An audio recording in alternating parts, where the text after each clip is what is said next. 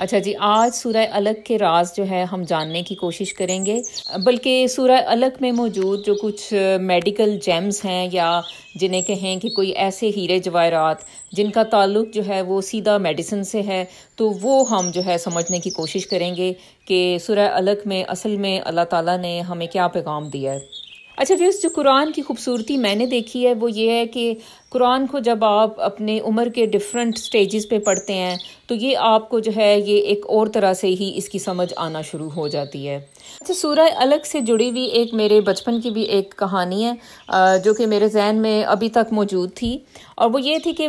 ہمارے شہر میں جو کہ جیلم ہے تو اس میں ایک آنٹی موجود تھیں جو کہ کافی مذہبی تھیں، اور وہ لوگوں کو جو ہے وہ کچھ پڑھنے پڑھانے کے لیے جو ہے وہ کچھ دیتی رہتی تھیں، یعنی جیسے آپ کو پتہ ہے کہ کوئی وظائف ہوتے ہیں، لوگ پوچھتے ہیں کہ اچھا جی آنٹی ہم کیا پڑھیں گے، مسئلہ ہے، تو وہ بتاتی تھیں نا۔ تو میں نے ایک چیز ان میں نوٹ کی کہ وہ جو بھی بچہ آتا ہے یعنی بچے کی ماں آتی ہے اور آ کے کہتی ہے کہ بھئی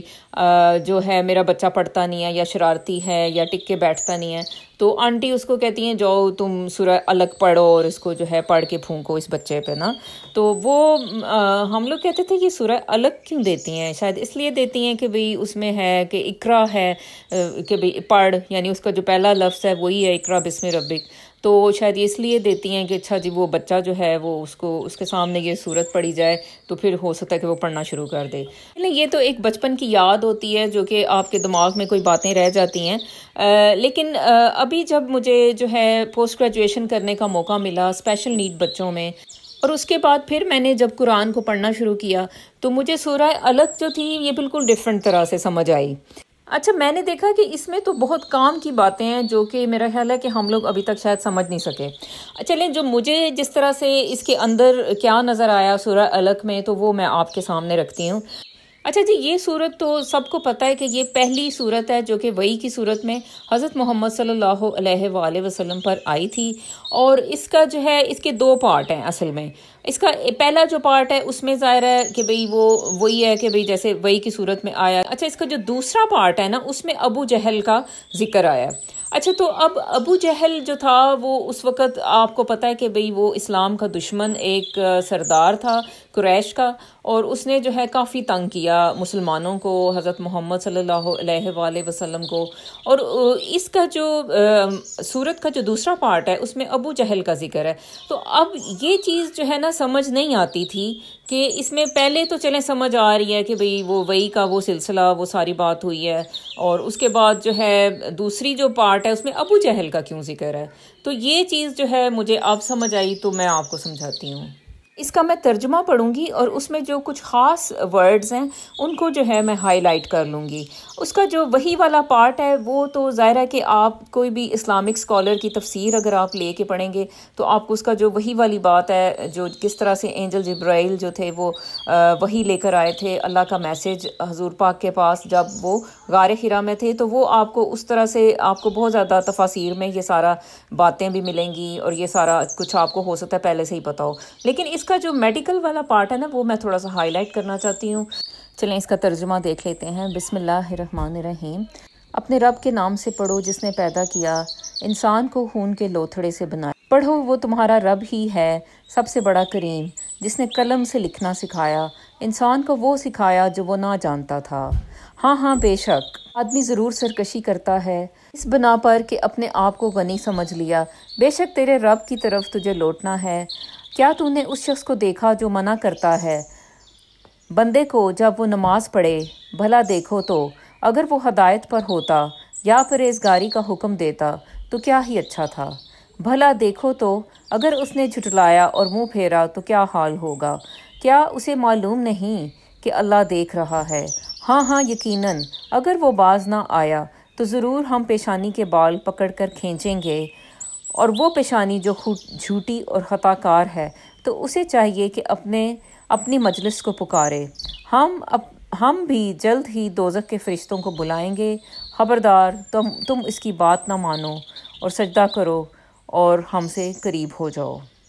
اچھا، اس کی جو آخری آیات ہیں وہ ذرا غور طلب ہیں، کیونکہ اس میں جو ہے اللہ نے ذکر کیا ہے انسان کے برین کے ایک پارٹ کا جسے آپ کہتے ہو پری فرنٹل کارٹیکس، جو کہ آپ کی جو یہ سامنے والی جو حصہ ہے جسے آپ پیشانی کا حصہ کہتے ہیں، یا فرنٹل لوب کہتے ہیں انیٹمی میں. اچھا، عربک میں جو ورڈ ہے وہ ناسیہ ہے، آپ کی پیشانی کے حصے کے لیے استعمال کیا جاتا ہے. تو اچھا، اب اس میں جو اللہ تعالیٰ نے کہا ہے کہ ذکر جو ان آیتوں میں آخری جو 5-6 ہیں ان میں جو ہے ابو جہل کا ذکر ہے، اور اللہ نے کہا ہے کہ بھئی اس کی جو ہے پیشانی کے بال پکڑ کے ہم کھینچیں گے، اور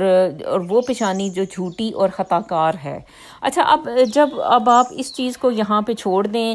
تو اگر آپ میڈیسن میں تھوڑا سا چلے جائیں تو یہ جو برین کا یہ جو حصہ ہوتا ہے جو کہ آپ جس کو جو ہے وہ ماتھا کہتے ہیں یا فرنٹل لوب کہتے ہیں، یا پھر اس کو زیادہ اچھی طرح سے انیٹمی کی زبان میں کہیں تو پری فرنٹل کارٹیکس کہتے ہیں. تو یہ جو حصہ ہوتا ہے اصل میں اس پہ کافی ریسرچز ہو چکی ہیں، اور یہ دیکھنے کو ملا ہے کہ بہت سی جو آپ کی نفسیاتی مسائل ہیں، جیسے کہ ڈپریشن کی بیماری ہے، انزائٹی ہے، جیسے کہ شیزوفرینیا ہے، اور اس کے علاوہ post traumatic stress dis orders ہیں، ADHD ہے، اچھا جی، پھر اس کے علاوہ آٹزم ہے. یہ ساری جو بیماریاں ہیں، ان سب بیماریوں میں جو ایک مین اور جو کامن چیز دیکھنے کو ملی ہے وہ اس والے حصے کا ڈس فنکشن ہے. یعنی کہ یہ جو حصہ جب صحیح طرح سے کام نہیں کرتا، یعنی آپ کا جو ماتھے کا حصہ ہے، جو آپ کا فرنٹل لوب ہے، جب یہ صحیح طرح سے کام نہیں کرتا تو پھر کیا ہوتا ہے کہ بھئی آپ جو ہے نفسیاتی مسائل کا شکار ہو جاتے ہو.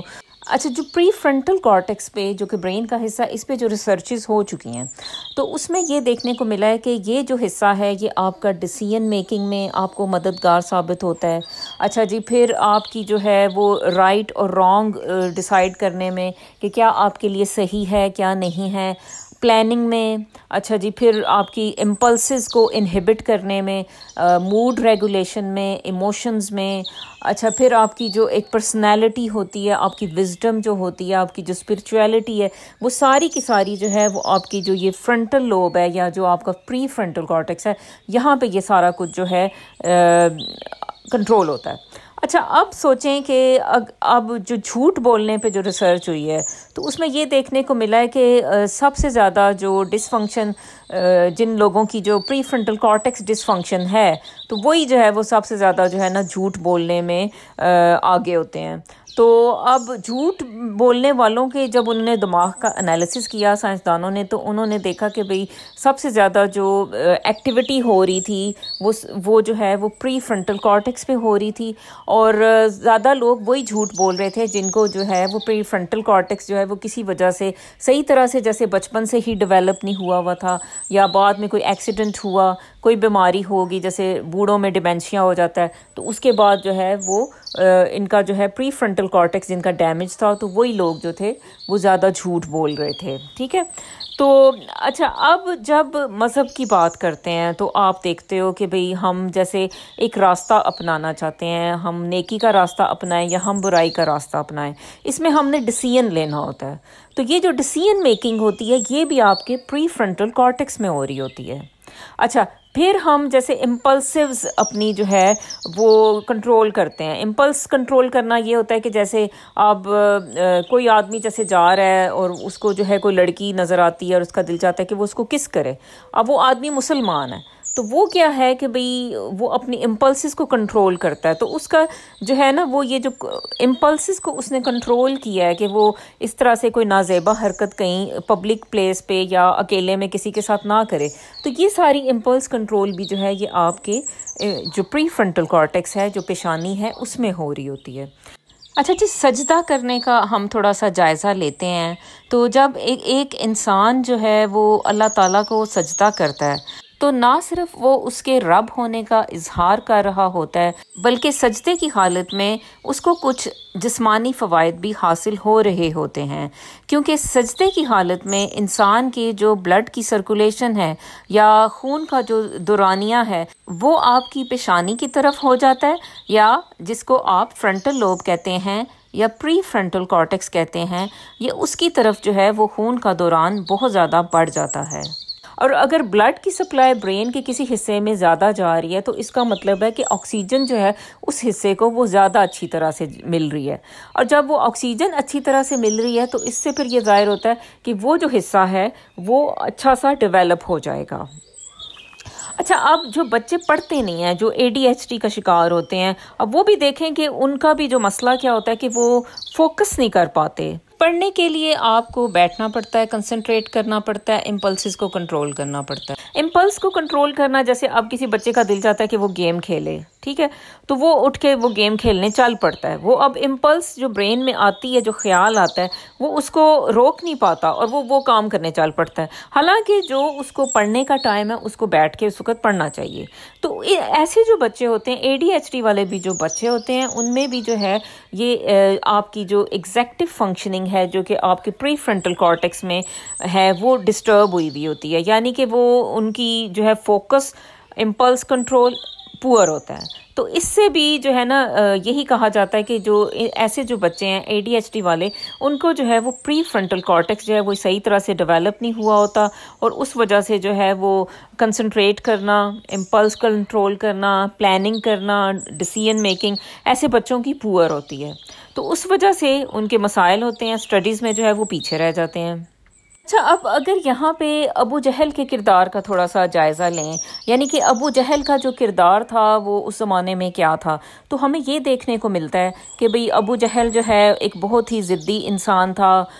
ایگو اس میں بہت زیادہ تھی، انا پرستی بہت زیادہ تھی، نارسسزم تھا، نرگسیت کا وہ شکار تھا، اپنے آپ کو بہت خاص سمجھتا تھا۔ اچھا، اس کے علاوہ وہ جو اسلام کی جو خوبصورت سائڈ تھی وہ دیکھنے سے قاصر تھا، کیونکہ وہ اپنی ذات میں اور اپنی سیلف میں وہ اتنا ڈوبا ہوا تھا، وہ اسلام کی وجہ سے انسانیت کا اچھا یا برا وہ دیکھ نہیں پا رہا تھا، یعنی کہ ایک براڈ کانٹیکسٹ میں جو ہے وہ اسلام کو سمجھ نہیں پا رہا تھا، اس کو بس اپنی پڑی ہوئی تھی۔ اچھا، اس کے علاوہ آپ دیکھیں کہ وہ جو اس میں جو ہٹ درمی تھی، ضد تھی، اس میں انا پرستی اس حد تک تھی کہ اس نے کئی دفعہ حضور پاک صلی اللہ علیہ وآلہ وسلم کو دھمکایا۔ اس نے جب وہ نماز پڑھ رہے ہوتے تھے تو آپ کو پتہ ہے کہ اس نے ایک دفعہ جو ہے ان کی پیٹھ کے اوپر جو ہے وہ اونٹ کی اوجڑی رکھ دی اور اس طرح سے ان کو تکلیف دی اور کہکے لگائے۔ اور اس کے علاوہ آپ اور جو ہے کئی مقامات پہ آپ کو ملے گا کہ کس طرح سے وہ جو انسان تھا وہ بالکل جو ہے نا وہ سوچ سمجھ سے آری ایک انسان جیسے ہوتا ہے، کوئی اس میں وزڈم نہیں تھی، اور وہ صرف جو ہے نا اس نے بس ایک ٹھانی ہوئی تھی کہ بس میں نے ان کے ساتھ دشمنی کرنی ہے۔ تو بے شک یہ جو بندہ تھا، اس کی بھی جو جھوٹا بھی تھا، جیسے اب اللہ نے اس میں ذکر کیا ہے کہ اس کی جھوٹی خطا کار پیشانی، یعنی کہ اس کا پری فرنٹل کارٹیکس ہی ڈس فنکشننگ تھا۔ اچھا، تو اس میں کوئی نہ وزڈم تھی، نہ اس میں جو ہے کوئی بہت آگے تک دیکھ پانے کی صلاحیت تھی۔ اچھا، سورہ علق میں دیکھیں کہ یہ جو پری فرنٹل کارٹیکس ڈس فنکشن ہے جس کا ہم ظاہر ذکر کر رہے ہیں، یعنی کہ جب آپ کا دماغ جو ہے وہ صحیح طرح سے کام نہیں کر پا رہا اور آپ جو ہے چیزیں صحیح طرح سے سمجھ نہیں پا رہے، تو اس کا جو حل اللہ تعالیٰ نے حضور پاک کو ہم اینڈ میں جو دیا ہے وہ یہ ہے کہ آپ سجدہ کریں، آپ اپنے اللہ سے جڑیں۔ اور بے شک جو ہے انیٹمی یا میڈیسن کی روح سے بھی دیکھیں تو سجدہ جو ہے وہ ایک حل ہے، جو بھی پری فرنٹل کارٹیکس کا ڈس فنکشن ہو جس انسان کو، تو وہ جو ہے وہ سجدہ کرے اور اس سے جو ہے نا اس کی جو برین کی جو مینٹل ہیلتھ ہے وہ بے شک جو ہے وہ امپروو کرنے میں اس کو ہیلپ ملے گی۔